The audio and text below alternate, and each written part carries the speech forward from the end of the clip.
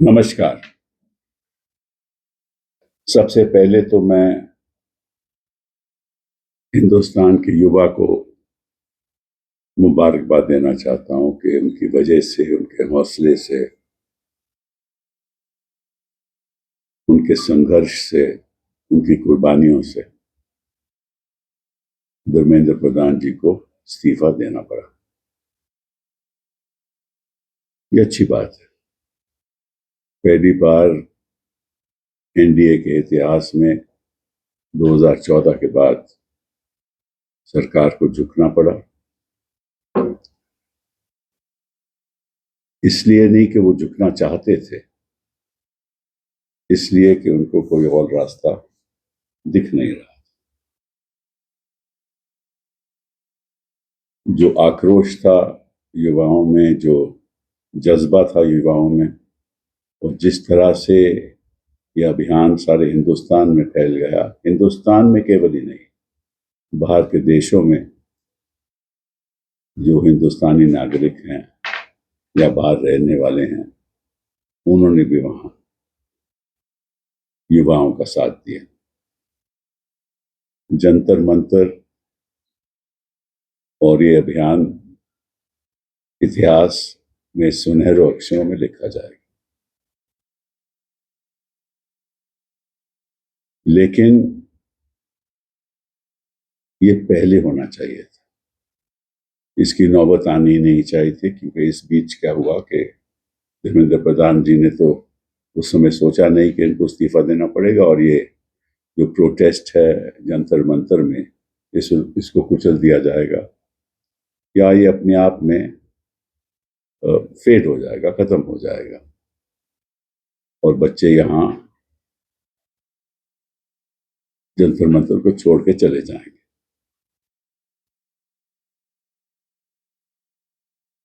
सोनम वांगचुक ने अपना अनशन किया और ये अनशन आपको मालूम है शुरू हुआ लगभग 28 जून को, और उसके बाद उनको गुप्त तरीके से सरकार के अधिकारी, पुलिस वगैरह वगैरह उनको अस्पताल ले गए और फिर वहां मेदांता में जाकर उन्होंने अपना अनशन की समाप्ति की, क्योंकि उनकी तबीयत बहुत ही गंभीर थी उस समय। यहाँ अभियान चल रहा था, प्रोटेस्ट चल रहा था और बढ़ता जा रहा था, दिन प्रतिदिन बढ़ता जा रहा था। इस बात का मुझे दुख है कि सरकार ने इतनी देरी कर दी। अगर धर्मेंद्र प्रधान जी को ये विश्वास होता कि ये अभियान किसी तरीके से समाप्त हो जाएगा तो इस्तीफा नहीं देते, लेकिन कोई रास्ता अभी रहा नहीं। अब मुद्दा ये उठता है देश के सामने, चलिए इन्होंने इस्तीफा तो दे दिया, लेकिन ये जो हमारे बच्चों के लाठीचार्ज हुआ, गहरी चोटें आई, इन पे पैलेट चलाए गए और शायद किसी की, एक दो की आंख में भी इतना नुकसान हो सकता है कि उसकी नजर चली जाए। और जिस तरह से मुंह पे और बाकी पीठ पे पैलेट चलाए गए, निश्चित रूप से ये रैपिड एक्शन फोर्स की देन थी। और वो रैपिड एक्शन फोर्स और ये जो गंभीर चोटें लगी हैं, ये धर्मेंद्र प्रधान की वजह से तो नहीं लगी।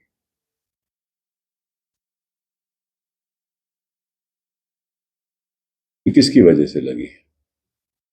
किसने लाठीचार्ज चलाई? पुलिस किसके हाथ में है? गृह मंत्री के हाथ में है।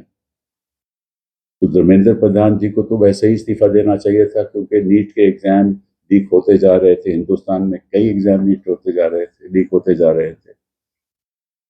उनका तो इतना ही दोष है कि उन्होंने इस्तीफा नहीं दिया। लेकिन ये जो लाठीचार्ज हुआ है, कि लोगों को इतनी गंभीर चोटें लगी हैं, जो बेरहमी से जो मारा गया है, लोगों ने, बच्चों ने 23 दिन अनशन किया है, महिलाओं के साथ दुरुपयोग हुआ है, और हमारे बच्चे वहां अस्पताल में पड़े हुए हैं, कई अस्पतालों में पड़े हुए हैं। इसका दोषी कौन है, ये भी तो तय करना होगा ना। तो साफ तौर पे इसका दोषी हमारे गृह मंत्री जी हैं, क्योंकि इस फोर्स का इस्तेमाल तो उन्होंने किया, वही जिम्मेदार हैं। तो उसका खमियाजा कौन भुगतेगा? धर्मेंद्र प्रधान जी तो रिजाइन कर गए। तो ये एक बहुत अहम मुद्दा हमारे सामने खड़ा है। मैं तो समझता हूं कि गृह मंत्री जी को पब्लिकली आकर माफी मांगनी चाहिए हिंदुस्तान से, युवा से, कि मुझसे गलती हो गई। लेकिन गलती से काम तो नहीं चलेगा ना। जिन्होंने इस तरह से बेरहमी के साथ लाठी चार्ज किया, जो प्रोटेस्टिंग स्टूडेंट्स थे, उनके हाथ में कुछ भी नहीं था। आपको मालूम है कि ना वो पत्थर लेकर आए थे, ना वो सोटी लेकर आए थे, ना कोई ऐसा अस्त्र लेकर आए थे कि वो किसी के ऊपर हमला कर सके। तो जो अनआर्म्ड बच्चे थे हमारे, उनके ऊपर इस तरह से फोर्स क्यों यूज की गई और उनको चोटें क्यों आई? तो सबसे पहले तो मैं समझता हूं कि मिनिमम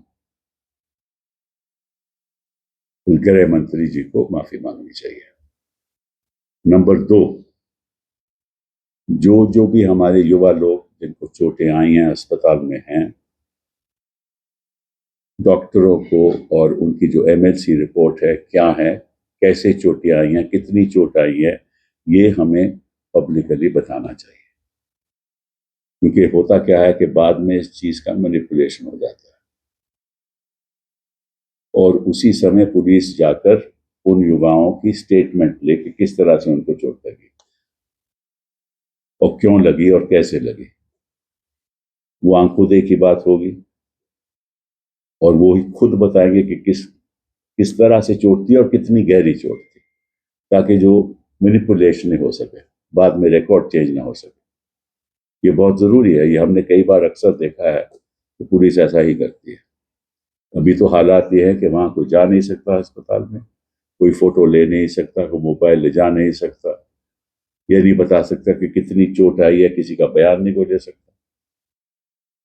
तो दूसरी बात तो ये होनी चाहिए कि अस्पताल में जाकर मोबाइल द्वारा, सरकार बेशक करे या डॉक्टर के द्वारा हो, और वहां उन लोगों की स्टेटमेंट लेनी चाहिए कि किस तरह से उनको चोट आई और कितनी गहरी चोट थी, ताकि आने वाले दिनों में जब प्रोसिक्यूशन हो, उन लोगों के खिलाफ जिन्होंने गलत तरीके से अपने बल का इस्तेमाल किया, उनके खिलाफ कार्रवाई हो और उनको दंडित किया जाए।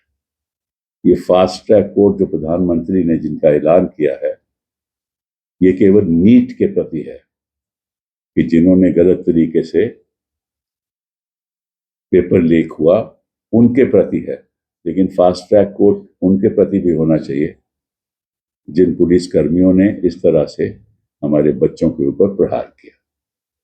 ये भी प्रधानमंत्री जी को अनाउंस करना चाहिए, पब्लिकली बोलना चाहिए, और टेलीविजन, जैसे वो अक्सर मन की बात करते हैं और अपने टेलीविजन में आके भाषण देते हैं, उसी तरह उनको ये भी कहना चाहिए कि ये कार्रवाई होगी और फास्ट ट्रैक कोर्ट होगा और 5-6 महीनों में इसकी इन्वेस्टिगेशन खत्म होगी, जैसे उन्होंने कहा है नीट के प्रति।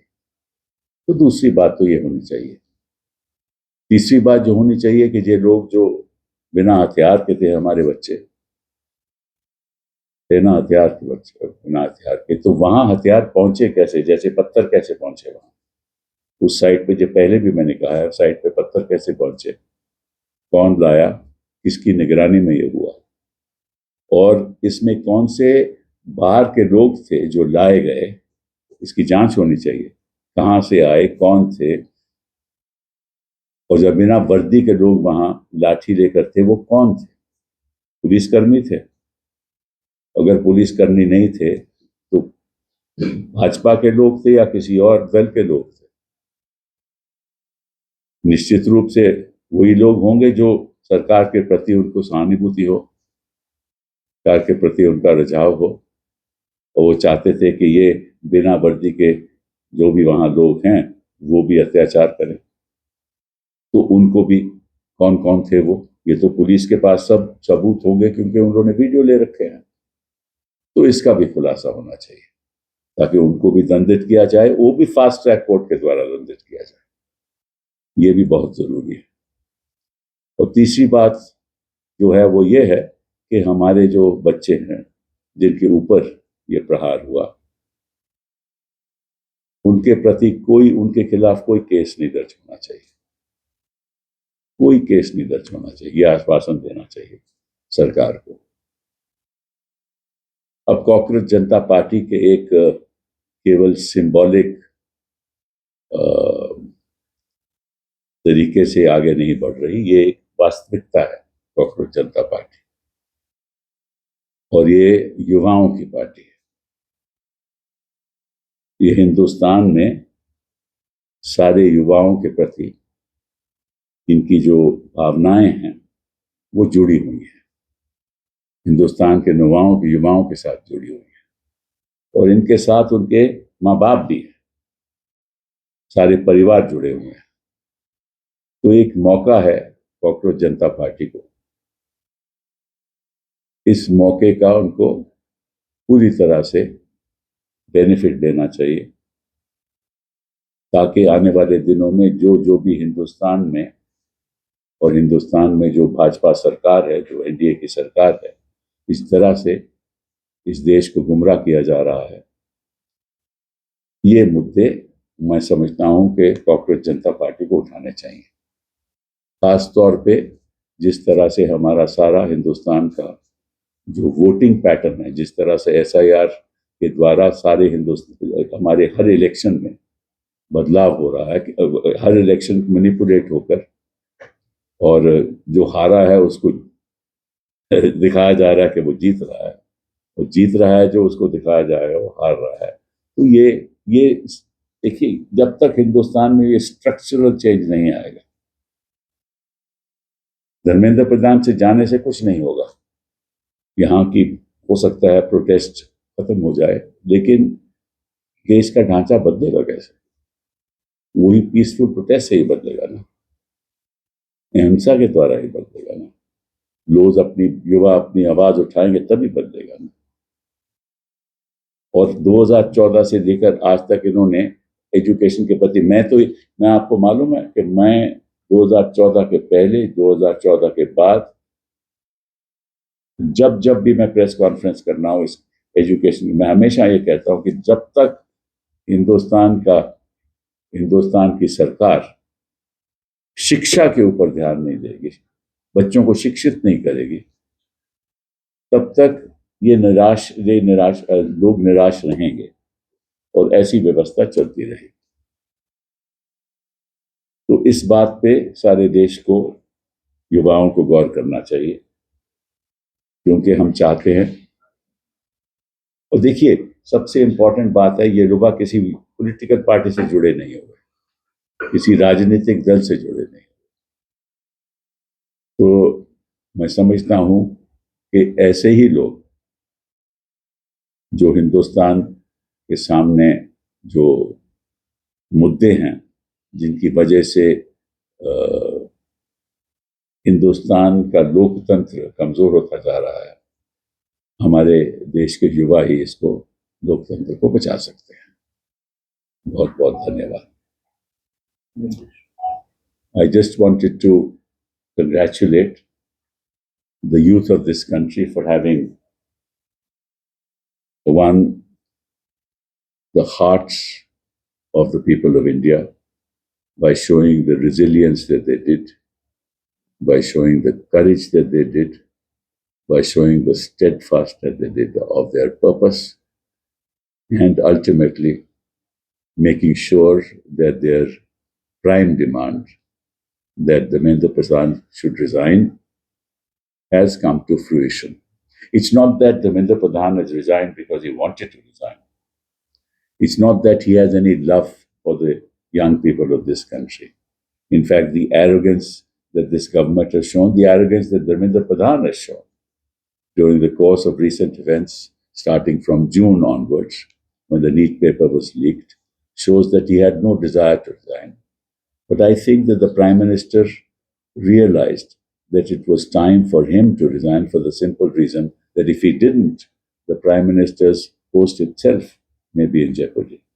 So when the Prime Minister thought that it's time for him to make sure that his continuing to be the Prime Minister should not be in jeopardy, that he forced Dharmendra Pradhan to resign. And the letter that Dharmendra Pradhan has written in his resignation, in fact, is a letter which suggests that the youth of this country were being misled, which is unfortunate, but that's not the kind of letter that Dharmendra Pradhan should have written.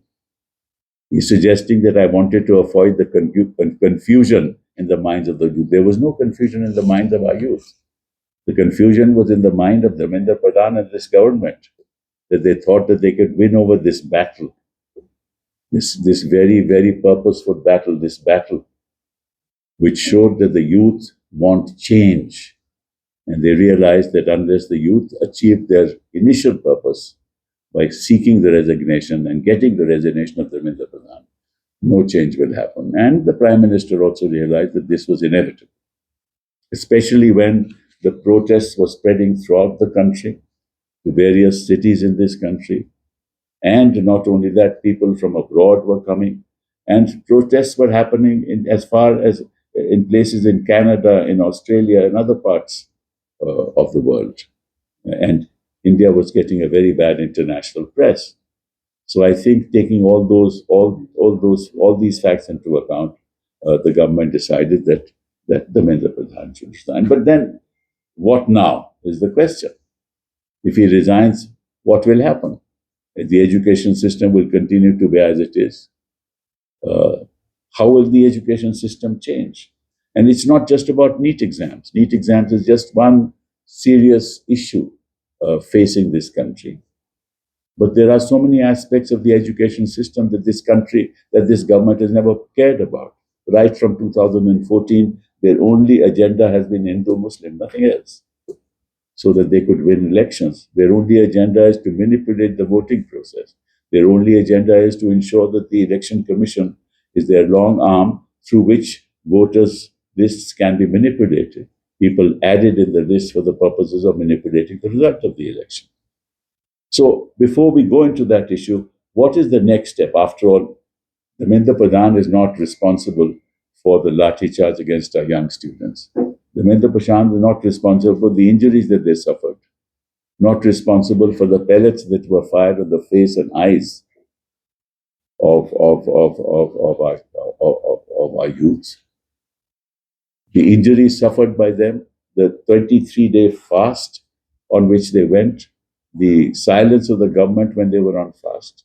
Dharmendra Pradhan is only responsible for the fact that he did not resign, but that they suffered and that they were injured because of unnecessary lathi charge on young students who were unarmed.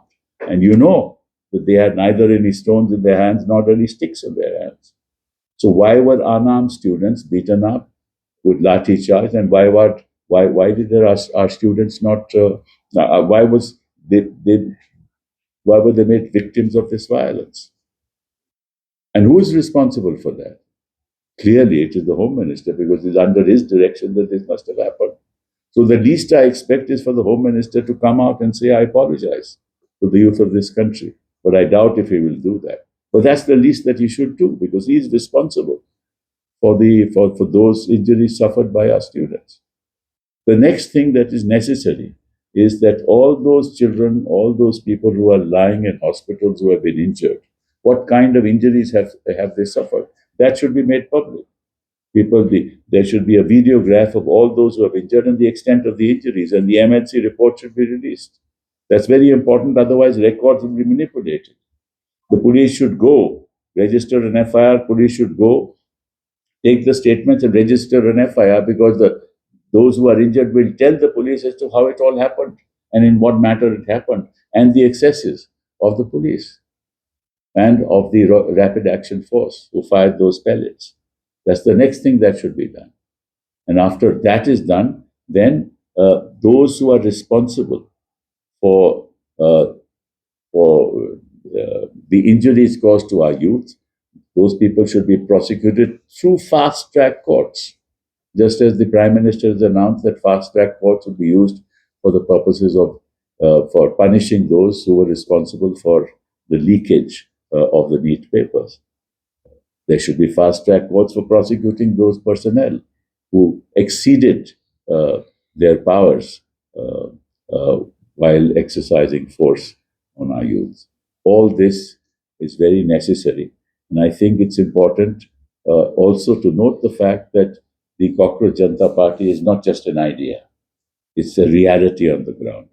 And that reality on the ground should be recognized, and the youth of this country should unite so that we can bring about changes peacefully, bring about changes in the way in which this government, this insensitive government, has been ruling us since 2014. It's only when they raise these issues that there will be change. And without change, and if that doesn't happen, democracy in this country and the foundations of this democracy will continue to weaken. We cannot afford that to happen. Thank you. Sir, just one question. After this resignation, we have seen that how the statements from various BJP leaders are coming out in open, including the BJP president Nitin Nabin, and they are basically praising Dharmendra Pradhan that he has played a very important role bringing reforms in the education system. Oh, yes, Do you absolutely. believe? No, I must praise Narendra Pradhan for what he has done. I mean, he is responsible for what happened at Jantar Mantar. He deserves praise. He deserves praise for the injured who are lying there. He deserves praise for those three boys who went on, along with Sonam, who went on fast, right? I mean, see, these are thoughtless people. They don't even realize that these are not statements to be made in this situation. You will anger the youth more by started praising a man who has been responsible for leak after leak, leak after leak. Newspapers, what has he done for the education sector? What does he know about education? Has he any experience in education? What has he done? These vice chancellors who issued statements from the universities, JNU and Delhi University, is that the function of an education minister? Should he be praised for that? It's shameful that even such statements are being made by these BJP leaders. What about that?